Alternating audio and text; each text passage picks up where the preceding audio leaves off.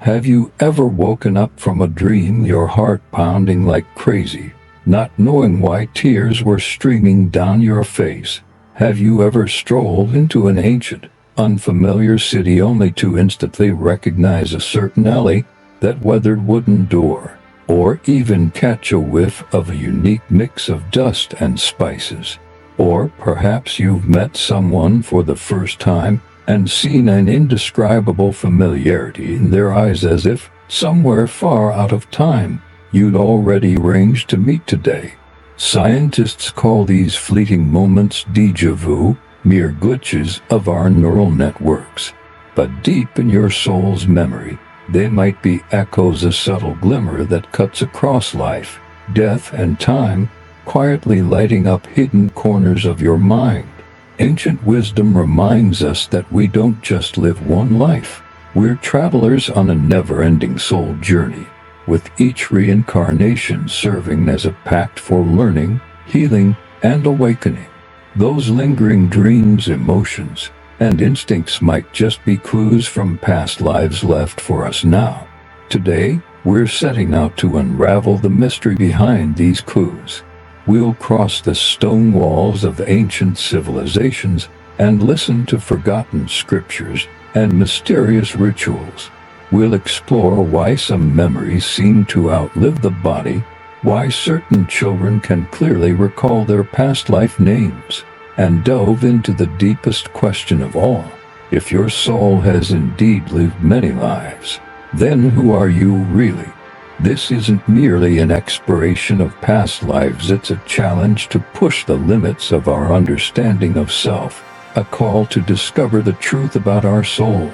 Remember, the real mystery is always tucked away in the place you know best, yet often overlook: your memory.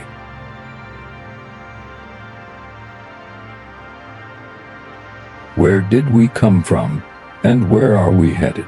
This is a question humanity has been asking since the very dawn of civilization. And past life memories, they're the subtle clues that ancient cultures left behind regarding this mystery. For the ancient Egyptians, the human soul wasn't a single, unified entity. Instead, it was composed of several parts, with the Ka and the Ba as the core. The Ka represented an individual's life force that continued even after death, while the Ba was like a pair of wings, allowing the soul the freedom to roam, whether in dreams, beyond death, or even between lives.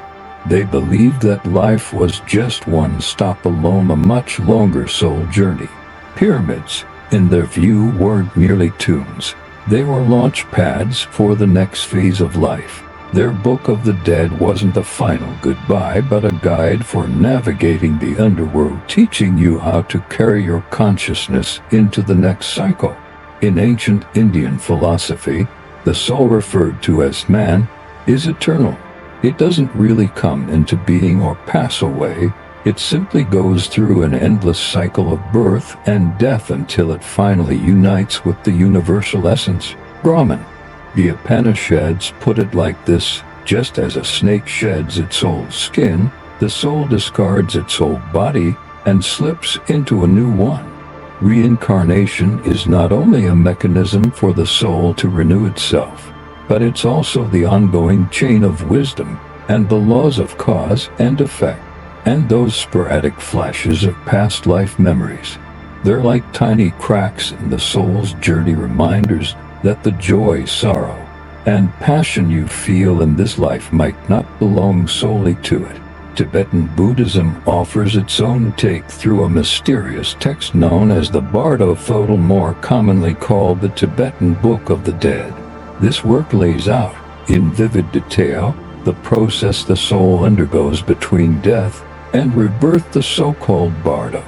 During this transitional stage, the soul confronts the manifestations of its past karma, and sometimes even chooses the circumstances of its next life. It's said that if someone remains highly aware during the Bardo, they can hold on to traces of their past life consciousness and carry it into their rebirth. Could that be why some people seem to be born already carrying memories of previous lives? Over in ancient Greece, the birthplace of Western philosophy, thinkers like Socrates, Plato, and Pythagoras pondered deeply about the soul's ability to reincarnate. In his work Phaedo, Plato wrote that after death the soul moves on to inhabit another body, spending the intervals between rebirths sleeping in the heavens. He also pointed out that some special souls are capable of recalling previous lives, possessing what he called innate knowledge that serves as the wellspring of wisdom. Pythagoras even claimed to remember 4 complete past lives, suggesting that for him, this wasn't just abstract philosophy but a genuine spiritual practice. So, here's the question: why have these insights about past lives and the soul nearly been pushed to the margins in our modern world? Some scholars argue that with the Industrial Revolution and the rise of materialist science, people began to reduce consciousness to nothing more than a byproduct of the brain rather than something that transcends our physical form. Religious reforms and political powers have also deliberately softened the reincarnation concept to prevent the idea of a free, wandering soul from challenging established authority. Past life memories were suppressed not because they were ridiculous, but because they were too dangerous. Because once people start believing that life is more than just a one-shot deal, the whole system built on fear, obedience, and control would crumble. And that's the wisdom we're here to unearth today. It wasn't lost, it was simply hidden.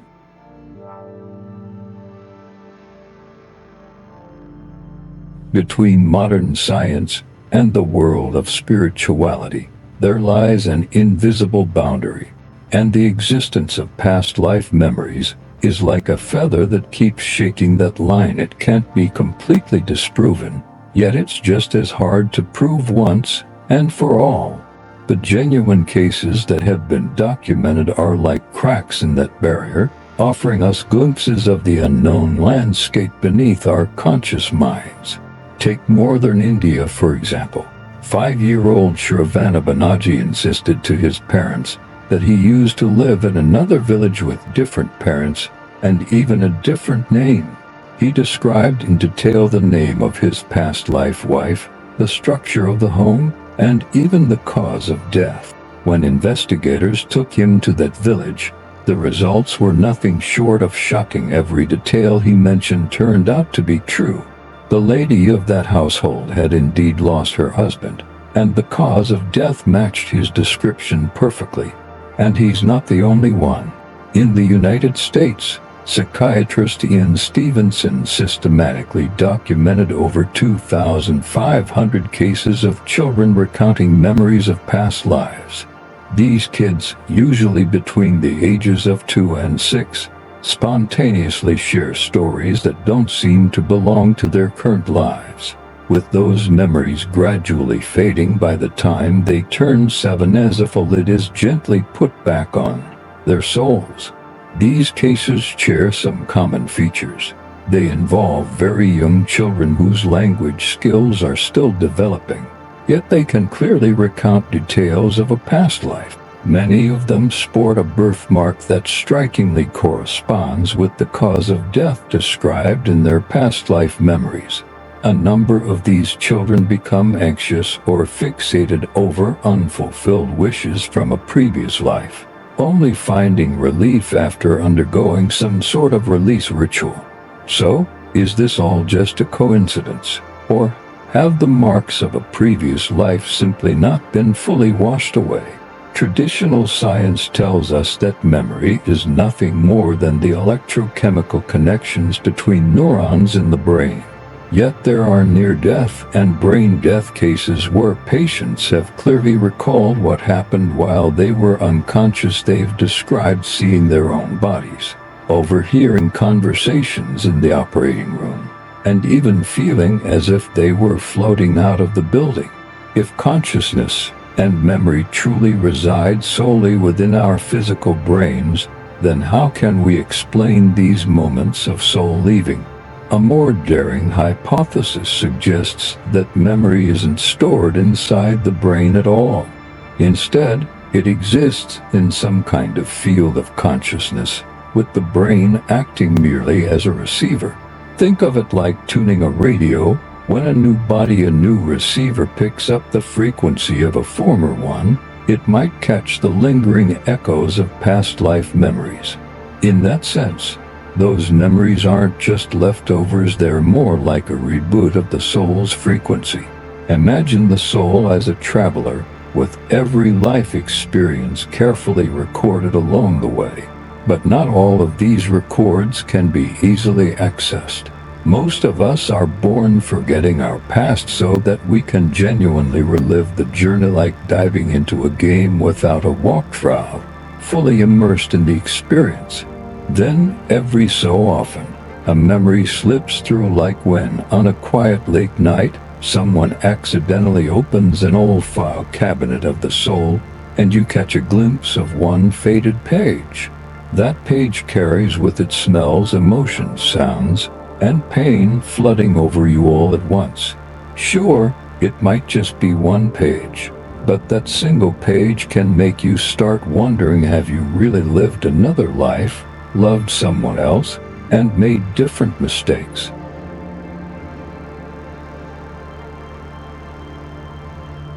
If past life memories are real, why isn't everyone able to recall them? Why do different cultures offer such wildly different takes on soul reincarnation? And are these memories really echoes of the soul, or just figments of our subconscious imagination? Next up, we're going to peel back the layers and explore the multiple versions of the truth behind past life memories.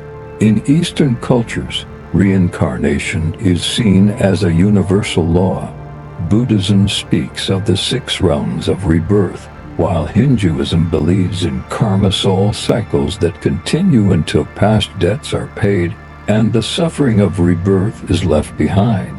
In contrast, many Native American and African tribal traditions view ancestral spirits as an extension of the soul. In these cultures, a child might be seen as the rebirth of an ancestor rather than a separate individual. Life is viewed as a continuous collective consciousness rather than a linear, one person at a time journey. Meanwhile, mainstream Western religions, especially later forms of Christianity, have deliberately steered clear of the idea of past lives. Although early sects like the Gnostics and writings from some of the early church fathers treated reincarnation as a natural part of existence, once church authority took hold, reincarnation was suppressed and erased, leaving behind a theological framework centered solely on salvation in this life. Different cultures, different beliefs, different agendas. Maybe we aren't really out to find the right answer at all, but rather to expose the limitations of our perspective. One common way people explore past lives is through past life regression. Under deep relaxation, subjects often start seeing scenes that don't seem to belong to this world: ancient clothing, foreign languages, even near-death experiences. Typically, the hypnotist doesn't offer any suggestions, letting the subject recount what they see. Critics, however, argue that these so-called past life scenes might simply be imaginative constructs pieced together from cultural influences and collective memory. On the other hand, spiritual schools offer a different explanation. Memories aren't just yours alone. Sometimes, the soul connects to a collective field of consciousness, what's known as the Akashic records, where every experience ever had is stored. What you might be tapping into could be fragments of someone else's soul or the resonance of a particular moment in history. So, past life memories might not necessarily be your own past lives, but they can still offer guidance for your present life. The mainstream scientific community has long maintained a distance, even a resistance, from the notion of past life memories. Memory is generally seen as the product of neurons firing in the brain, the soul as a metaphysical fiction, and reincarnation falls neatly into the category of pseudoscience. Yet there are exceptions. In the late 20th century, the CIA secretly funded a project codenamed Stargate, investigating extrasensory perception. In this project, some agents claim to have experienced transcendent soul journeys through remote viewing. A portion of these reports remains partially declassified for public viewing. Then there's the use of ayahuasca in certain South American plant ceremonies. Participants in group meditations report seeing scenes from past lives, which then influence their psychological healing in the real world. Is it a chemical reaction, or a tuning of the soul's frequency? Is it a hallucination, or a genuine recall of buried memories? Between these experiments and rituals, the bigger question emerges: how reliable is our sense of reality? Perhaps we need to admit that there isn't a single true version of past life memories. They might be marks left by the soul, projections of consciousness, metaphors of the subconscious, cultural artifacts, psychological echoes, or a blend of all these. But one thing is undeniable: these fragments of memory affect our current behavior, emotions, and choices. Which brings us to the next question: if these memories really do exist, how can we face and use them in our daily lives instead of being confused or troubled by them?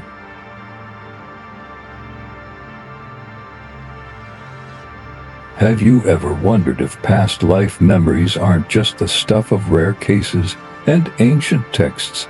Maybe they've been showing up in your dreams, your emotions, or even your fears, and you just haven't noticed. Here, we're not talking myths or rituals. We're focusing on one thing: how can you awaken and understand the soul prints you carry in everyday life?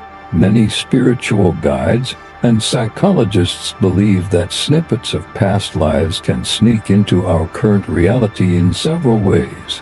Recurring dreams. You might frequently dream of ancient scenes, unfamiliar identities, or repeated death scenarios. Unexplained fears or attractions. Perhaps you feel an unaccountable familiarity with, or a sudden aversion to, a particular language, culture, place, or era. Intense emotional reactions. That first meeting with someone may instantly trigger feelings of hatred, guilt, or deep closeness, as if unfinished karma is echoing from a previous life. Birthmarks or chronic pain. In some cases, physical marks or persistent pain line up remarkably well with what might be fatal wounds from a past life. This isn't some far-out mysticism, it's more like a callback of your consciousness. When your current life begins to resonate with a frequency from the past, those dormant memories might awaken. So, how can you try to tap into your soul's memories? Dream journaling. Write down your dreams as soon as you wake up, especially noting recurring scenes or characters. Over time, you may start to see a continuity between your dreams, as if your consciousness is piecing together another life. Meditation and guided hypnosis. Certain audio tracks or breathing techniques to guide yourself into a state of deep relaxation and focus on an intuitive direction you feel drawn toward. You don't have to see the full picture immediately. Even unexpected images or feelings might be fragments of your soul at work. Past life writing exercise. History writing. The opening of a story that feels completely foreign to you, and let your subconscious take over. Many spiritual teachers believe this method can unlock implicit memories through the creative flow. Explore the cultures and symbols you're drawn to. Maybe you've always been captivated by Celtic knots, felt an inexplicable connection to Tibetan language, or even found yourself tearing up at a particular totem. This might be your soul's memory calling out for you. Follow these clues, and you might reconnect with a part of yourself you didn't even know was missing. Stay grounded. Keep in mind that exploring past life memories isn't a way to escape from reality. It's meant to bring understanding, and healing, not confusion or obsession. Don't get hung up on labels like whose reincarnation am I? What truly matters is whether these memories, symbols, and feelings help you make sense of your current life's challenges, relationships, and destiny. If a memory helps you accept who you are, release pain, or move forward more confidently, then it's worth it no matter which life it came from.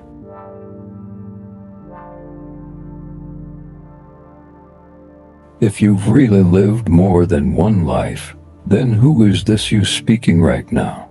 Is it the you of this moment, or a composite pieced together from countless soul experiences? We tend to think that memories belong solely to our brain and that our identity is defined only by the names and experiences of this life, but the truth might be far grander, more complex, and even more sacred than we ever imagined. If you can hear that subtle stirring deep within, if you feel echoes of destiny in what seem like random life choices, if you catch a familiar scent in the back alleys of an unfamiliar city, or if you ever pause and wonder whether you've walked the same path before, then maybe you've already stepped into a true soul journey. Past life memories aren't about clinging to the past, digging up old identities, or getting lost in labels.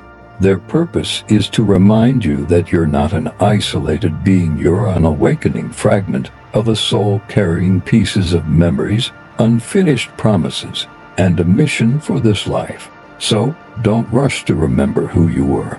What matters most is who you choose to become. The story you write in this life will shape the next version of you. Now tell me, are you ready to awaken in this lifetime? Feel free to drop a comment sharing any past life clues you've experienced. Maybe, in someone else's story, you'll catch a glimpse of your own reflection.